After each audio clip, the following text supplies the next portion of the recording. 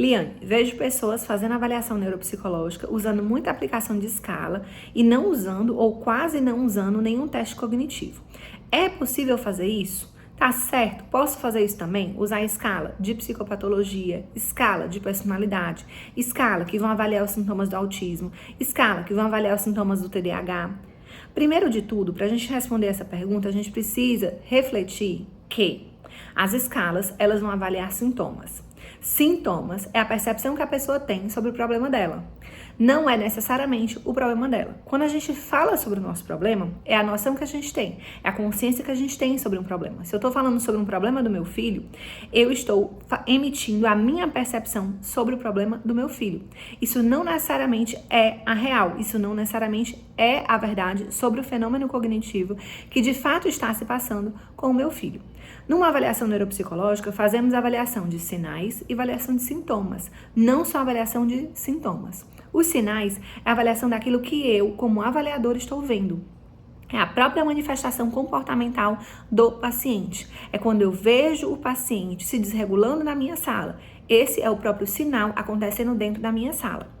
Quando eu aplico uma metodologia diversa no processo de avaliação neuropsicológica, eu estou envolvida em aplicar uma metodologia que me permita avaliar sinais e avaliar sintomas. Quando eu faço anamnese com a família, eu estou avaliando sintomas.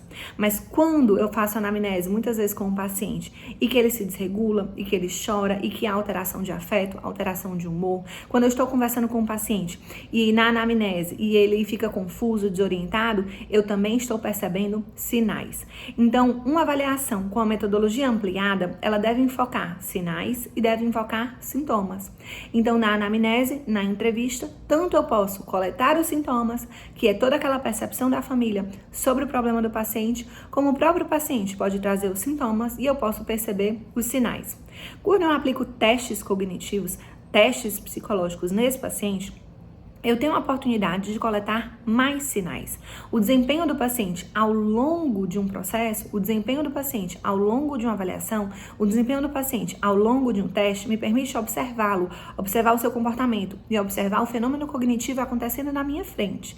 Então, ali eu tenho condições de ter sinais, de visualizar sinais.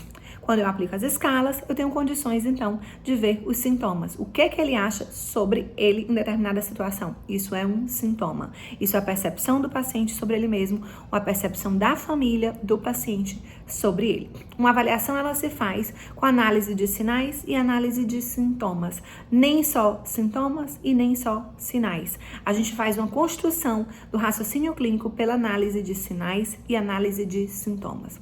Qualquer metodologia que enfoque apenas sintomas ou enfoque apenas sinais, ela não vai ser ampliada, ela não vai ser global e ela pode ser menos confiável do que uma avaliação que é completa de sinais e sintomas. Importante refletir sobre essas questões para que a gente possa se aprofundar, tá certo? Nesses raciocínios, se aprofundar nessa teoria científica que dá condições, que dá os pressupostos teóricos para que a gente aplique-os na prática com os nossos pacientes.